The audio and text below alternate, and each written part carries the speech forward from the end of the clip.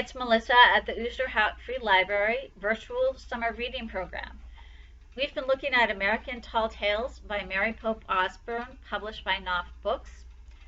There's usually a grain of truth somewhere in these tall tales, and today's is really obvious that firefighters really are our heroes, and it is a New York City firefighter, Mose Humphrey, who's the hero of this tale.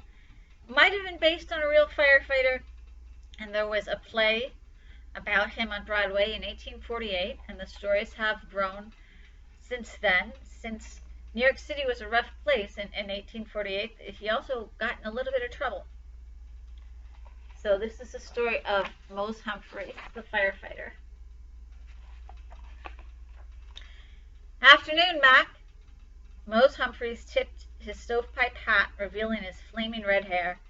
Puffing a huge cigar, he swaggered towards a special table at the Paradise Soup House on the Bowery. Mose was 8 feet tall and had hands as large as Virginia hams. His arms were so long he could scratch his kneecaps without bending his back. "Hi, Mose, what'll it be?" shouted Mac, one of the soup house waiters. Mose sat down in the big chair made especially for him and said, "Bring me a plate of pork and beans, Mac." Just then cries came from outside. "Fire! Fire! Turn out! Turn out!" And the fire alarm bell jangled from the City Hall tower. A newsboy burst into the soup house shouting, "Front Street tenement on fire! Spreading fast!" Moses bounded out of the soup house. An eerie glow lit up the evening sky of New York City. He hurried towards the fire station. Other volunteer firefighters rushed out of workshops, ballrooms, shipyards, and factories, and soon 29 brawny firefighters had joined Mose at the station house. They all pulled on their bright red shirts and rainbow suspenders. Then they rolled out their old fire machine called the Lady Washington. The machine was hardly more than a pump. It had no engine or horses to move it along, so Mose and his people grabbed the old pump by the 2 wooden bars and began lugging it through the streets to the fire. As Mose and the other volunteers clattered over the cobblestone streets of old New York City, they ran past steamboat piers. They ran past horse liveries and wooden shanties. They ran past soup houses, pigsties, roosters, and ragmen. They ran past newsboys crying, "Papers, 1 cent!" They ran past oystermen lowering their traps into the Hudson River. They ran past chimney sweeps and women shouting, "Apples for sale!" and nursery maids pushing carriages. But suddenly, the firefighters came to a halt. A horse-drawn trolley was stopped in the middle of the road, blocking their path. "Move! Fire!" Mose cried. "I can't! It's stuck!" the trolley driver shouted. "One of its wheels is caught between the tracks." "I'll take care of it, boys," Mose shouted. He quickly unhooked the horses from the trolley car. Then he rolled up his sleeves, placed his huge hands under the trolley.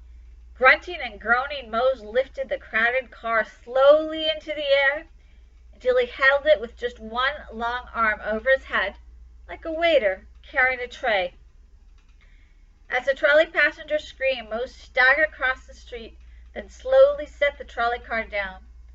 After he dusted off his hands, he returned to his fire machine.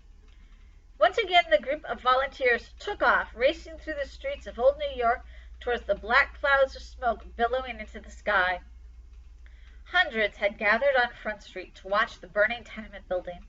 As soon as Mose's fire company arrived, he shouted, "Move out of the way!" The crowd quickly parted as the volunteers lugged their pumper to a hydrant. After Mose hooked up the hose, a team of 16 started pumping the long handles on either side of the machine to build up pressure to form a jet of water. But suddenly a woman ran across the volunteers, screaming, "My baby's on the 3rd floor!" "Hold the nozzle, boys," Mose said, handing the hose to his men. He grabbed his fire ladder, but when he threw it against tenement, he discovered it wasn't long enough to reach the 3rd floor window. "Bring me a whiskey barrel," he cried. When someone brought him the barrel, Mose set the ladder on top of it and then started to climb. The crowd screamed as the ladder swayed left and right. Mose climbed to a window on the 3rd floor. Then, using his axe, he hacked the wood to make room to wedge his giant body inside. Just as he disappeared into the smoke and flames, the roof of the building began to cave in. "No one can escape now!" someone cried. Moments later, Mose reappeared at the hacked-out window, coughing and covered with soot. "He's alone!" the mother screamed. "Where's my baby?" Flames engulfed the tenement as Mose held his stovepipe hat to his chest and started down the ladder. When the ladder caught fire too, Mose leapt into the air, still holding his hat. Mose landed on the ground, jumped up, and moved quickly out of the way as the tenement collapsed.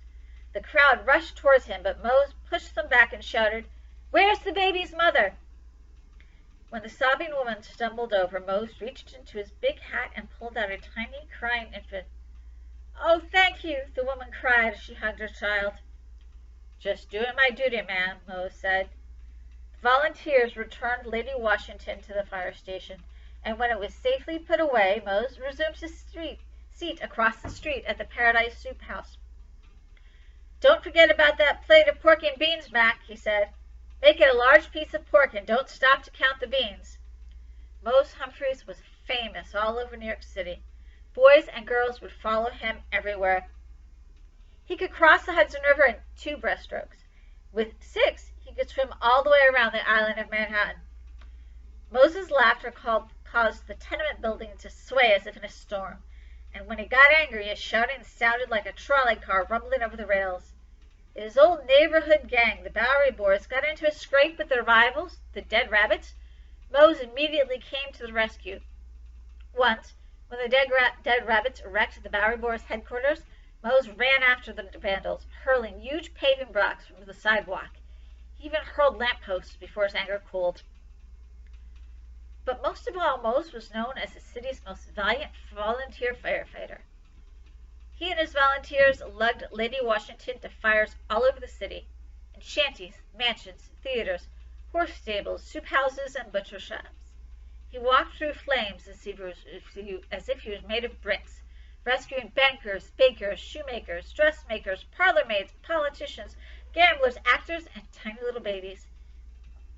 Though Mose was never paid for his work, the city took good care of him. Soup houses fed him barrels of milk and coffee, bushels of oysters and potatoes, and huge amounts of pork and beans. Ragmen gave him their best garments. Bowery shoeshine boys shined his gigantic hobnail boots for free.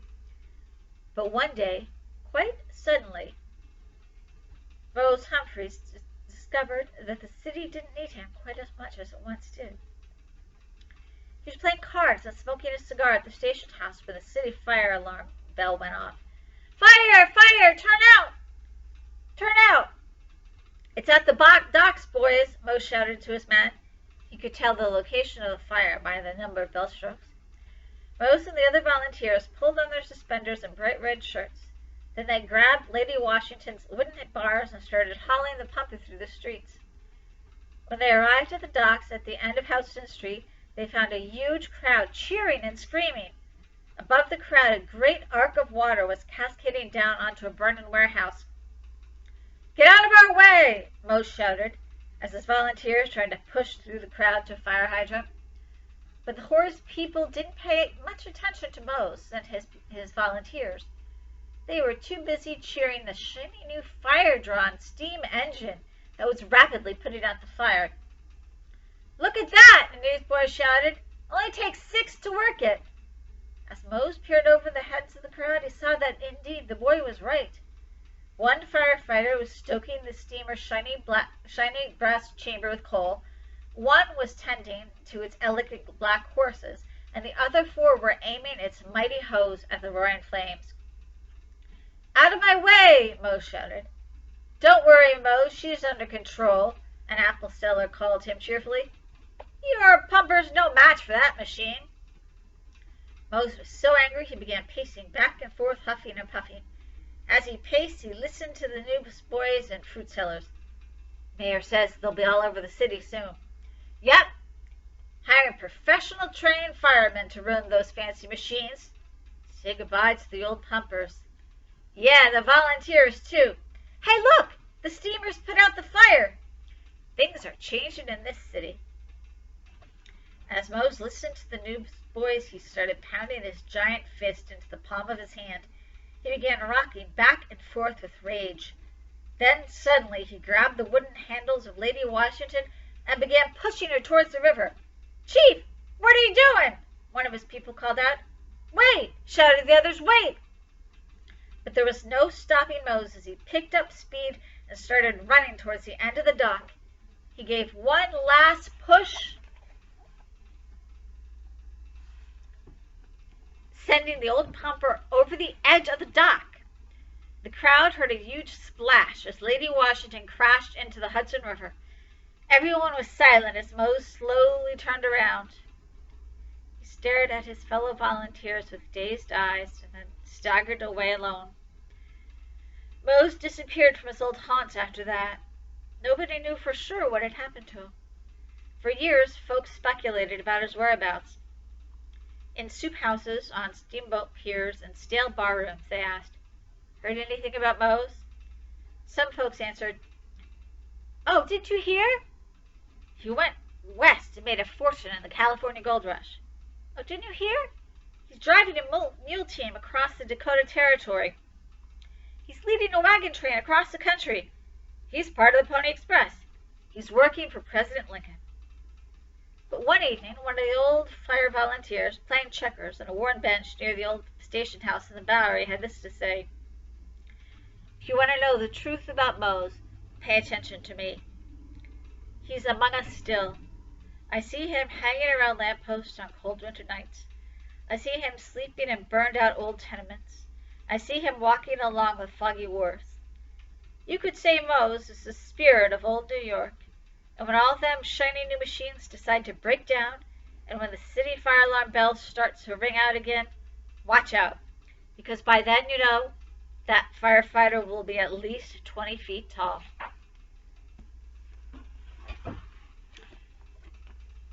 We'll have another tall tale next time on Book Bites from the Oosterhout Free Library.